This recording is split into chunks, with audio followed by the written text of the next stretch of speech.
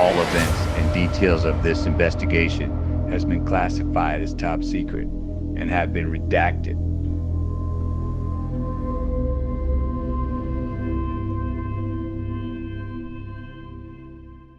The next day, Charles picks up Max in a limousine. Inside of the limousine, he is greeted by Charles and two female vampires. The limousine quickly takes off. Uncomfortably, Max looks to Charles, saying, "So, what's up?" Charles and the two female vampires smile at him. Just stay close to me, Max, and enjoy the show. Now, let's drink some champagne. It was very expensive. I like him. To making new friends. The limousine parks in front of a beautiful upscale restaurant. Max, with Charles and the two women, enter the restaurant, then are seated at a table. They order an expensive bottle of wine that a white-jacketed waiter poured for them. The four talked and drank, enjoying each other's company. Charles notices a man as he comes through the front door and says, Max, do you know who the gentleman is? They just walked through the door. That's the mayor. Yes, he is. Charles looks over to one of the female vampires saying, Go and introduce yourself to our city's mayor. As the woman walks towards the mayor's table, Charles looks over to the front door where two men are standing near it, giving them a slight head nod, and they nod back. The woman stood near the mayor greeting him. Hello, Mr. Mayor. Hello, darling. How can I help you? I just wanted to say hi. The woman calmly walks behind the mayor, placing both her hands on his shoulders, saying, You are much more handsome in person. Thank you. You are a very beautiful woman. Then quickly the woman grabbed his hair, pulling his head to one side, revealing her fangs, then bit into his neck, sucking his blood.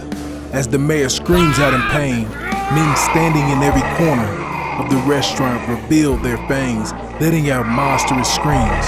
Everyone in the restaurant quickly gets out of their seats, running towards the front door, but are confronted by two vampires blocking it. The vampires forced everyone to the center of the restaurant. As they did, one man named Kyle calmly whispers to his wife Tara, saying, Slide your heels off. I'm going to make a distraction. You get low as you can and move quickly out the front door and get help. Tara nodded her head yes, as Charles stood in front of the frightened crowd of people speaking. My name is Charles, and I want to congratulate you all for being accepted into one of the most exclusive clubs in the world. The cost? Just a little blood. You, come here. The woman cautiously walked towards Charles as he told her. Don't be. Now the crowd of people being held hostage began screaming as the vampires rushed towards them, biting them on their necks. Kyle's wife Tara did exactly what he told her to do, crawling her way under tables, avoiding detection during all of the commotion and making it out of the restaurant through the front door, then began running down the street barefoot. 2 days later, late in the evening, Agents Shaw and Norman pull into the driveway of a house in an affluent neighborhood. After knocking on the front door, they were joyfully greeted by the woman who ran up the restaurant a few nights earlier, named Tara.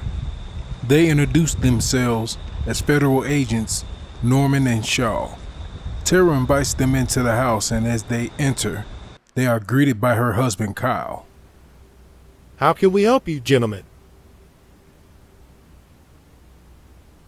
Well, your wife came into the police station claiming they're vampires while holding people hostage in the Riviera restaurant down at Lake Terrace View. Okay. Well, honestly, I thought the police had understood that my wife drank too much, and also she was mixing her pills with the alcohol. They brought her back to the restaurant and determined that everything was fine. So what else can we do for you?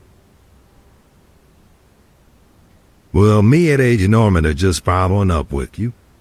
Could you just tell me what happened that night and we'll be on our merry?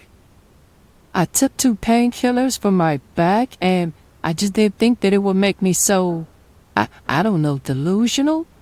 I panicked, and I took off running out of the restaurant.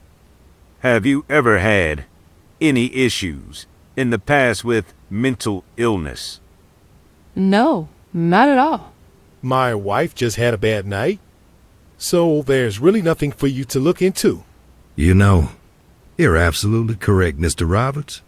But I still have to give you a quick test, just to be certain. Are you serious? You're going to test us to see if we're vampires? Tara and Kyle's son and daughter come into the room standing behind their parents. Mom? Dad? Who are these people? 2 men that claim to be with the FBI. Yeah, I would like to see some identification and speak with your supervisor. Yeah, I bet you would. Well, the good news is, if you all are not vampires, you will not remember us ever being here. But, and this is the big but, if you are, and my good instinct is telling me that you are, me and Agent Norman will have to remove your heads. Kyle shows his fangs and jumps at Agent Shaw. Agent Shaw quickly pulls out a handgun and fires at Kyle, shooting him in the stomach. Kyle falls face forward on the ground and begins to get back up, but Agent Shaw fires another round, taking his head off. Madison and her brother show their fangs and take off running into the house as Tara throws a nearby knife at Agent Shaw before turning and running away into the house. Agent Shaw fires at Tara, but she runs around a corner and he misses.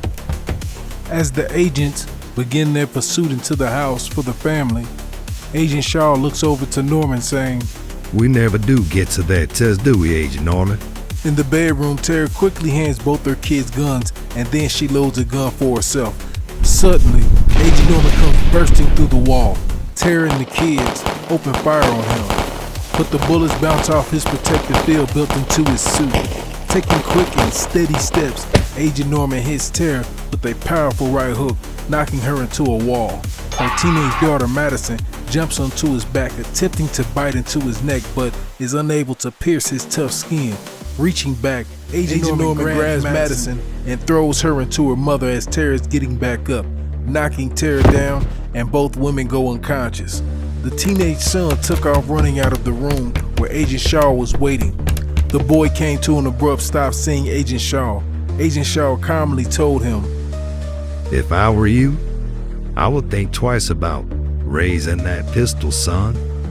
Refusing to surrender, the teenager began to raise his gun, and Agent Norman quickly hit the boy with a solid punch to his chest, knocking the wind out of him, causing the young man to fall backwards, hitting the back of his head hard on the floor, knocking him out.